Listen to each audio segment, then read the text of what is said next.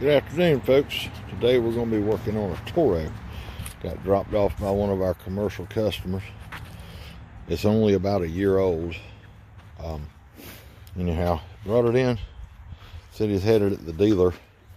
And what's going on is a no start issue. Well, he attempted to replace the starter solenoid, just guessing, on his own.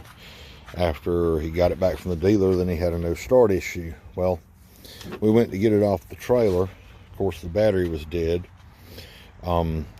Released the hydros in the back and went to push the park brake off, and nothing happened. I'm like, okay, let me get a jumper box. Hook my jumper box up. Well, it starts smoking, so I unhook it real quick. All right, so the way what I found out, I started looking where he put the solenoid in. One thing, you can see these wires are loose, okay? Now give me a second and we're gonna test this. All right, to start with, we're gonna take our voltmeter, put it on DC volts. Let's see what we've got in this battery. I am sure it is dead. Sorry, trying to operate the camera in, look what I'm doing. Has a whopping 1.8 volts in it. Okay, let's check something else. Let's move this over to the ohms, setting, and let's check continuity. This is the battery side, comes straight from the battery. Of course, it's loose. This side goes directly to the starter. Okay. What I found, now this battery is not even hooked up, okay? The ground is off. If you can see the little plastic wing nut, that's no good. What we're going to do is check continuity across the solenoid.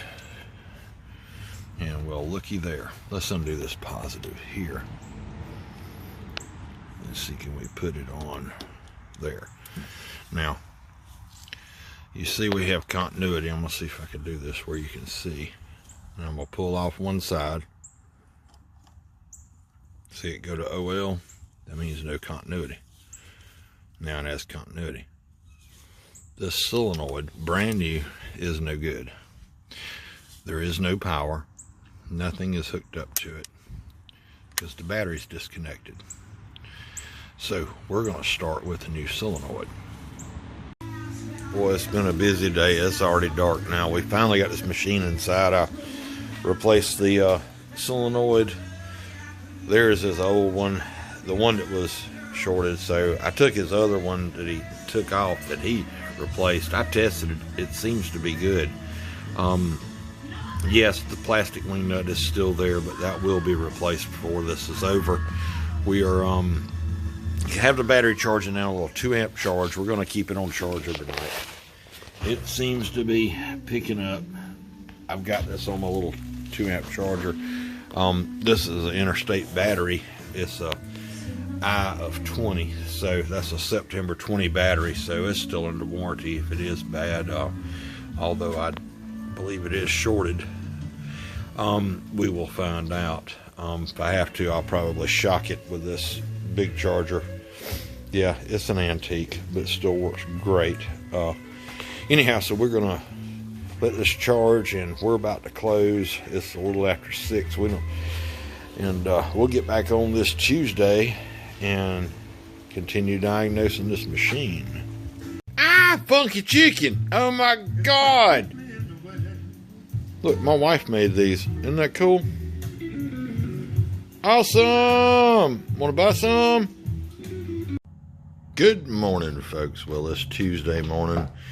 That battery did take a charge. It seems to be holding. Put the voltmeter on it, and this thing has very, very little gas in it. Maybe about 1 inch of gas in the tank is about it. I hit the key, fired it up. I had to give it a little help with some little brake cleaner, give it a little shot to get it going. And it sounded like it was wanting to skip. Now that's possible, it's low on gas. Now I pulled the spark plugs to take a look. This one seems pretty wet. And the other one,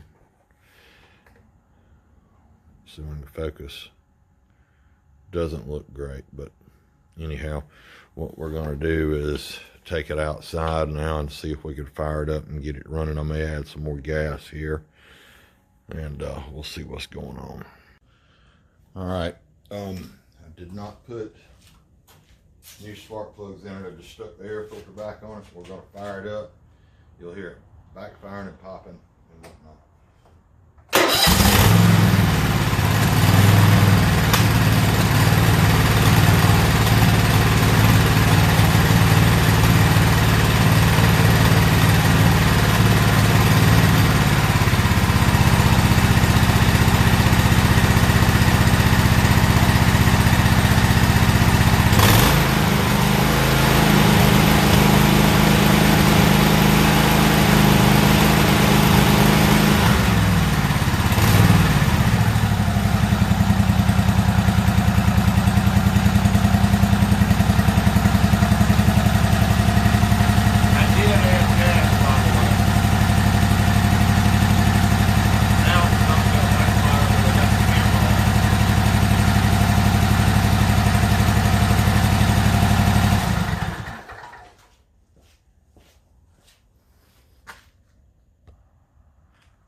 All right, let's take him outside and see what it does.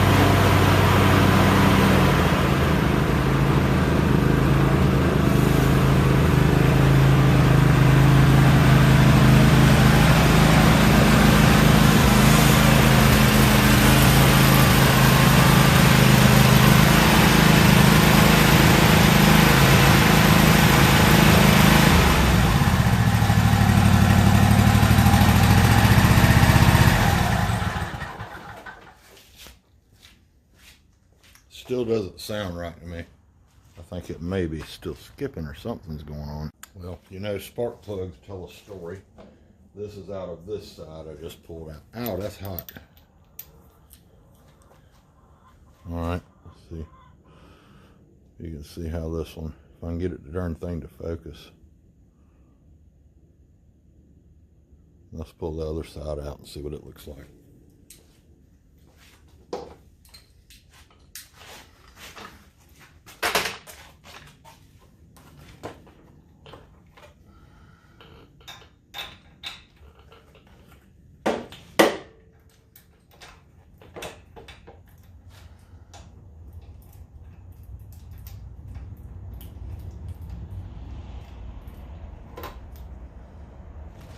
Get cleaned up too a little bit.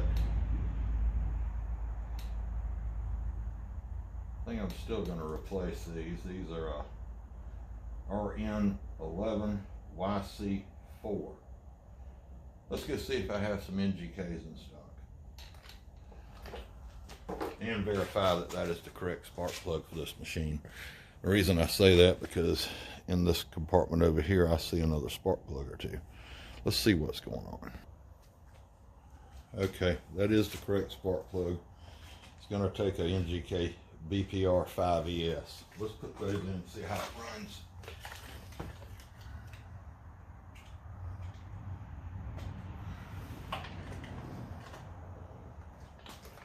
Get my gap tool.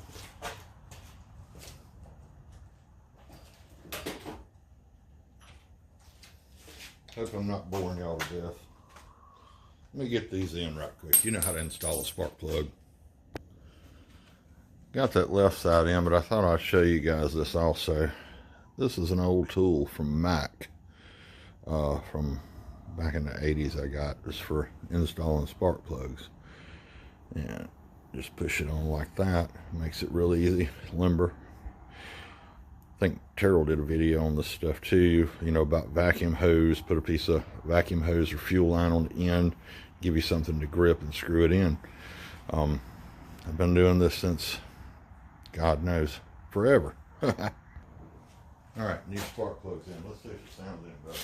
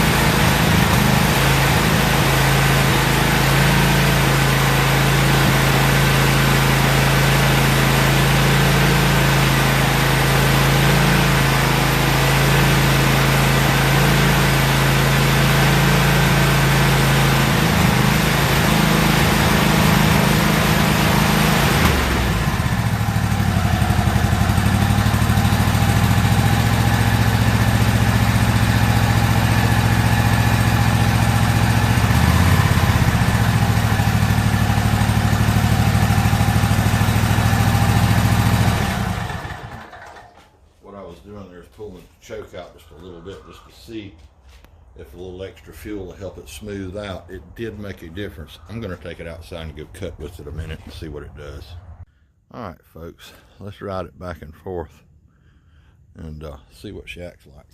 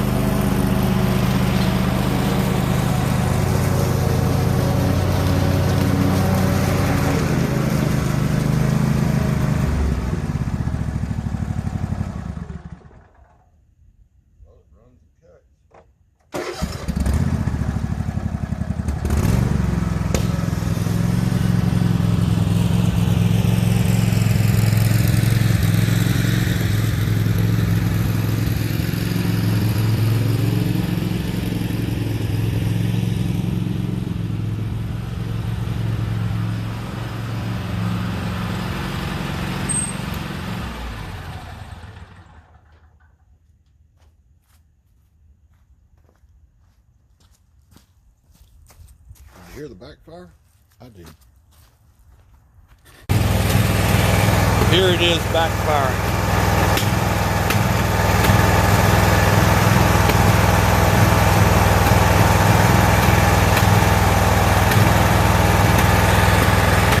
All right, let's see which side is skipping on. Well,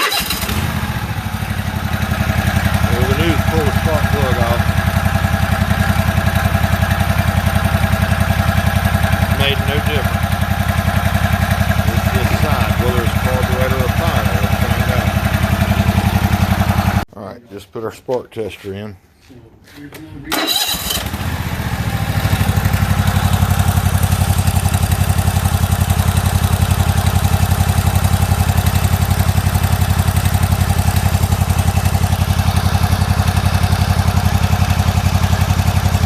Alright guys, had to get some stuff done, so I figured I'd close this one out. Ended up doing a compression test, had great compression. Pulled the valve cover off on this side, checked it to make sure we didn't have a bent push rod or something. Valve clearance and all was good. We ended up pulling the carburetor off, did a carburetor clean, so I didn't want to bore you with the carburetor clean anyway. But thanks for watching, guys. Click subscribe, give us a thumbs up if you liked it, and leave a comment if you like. Thanks. Have a great day.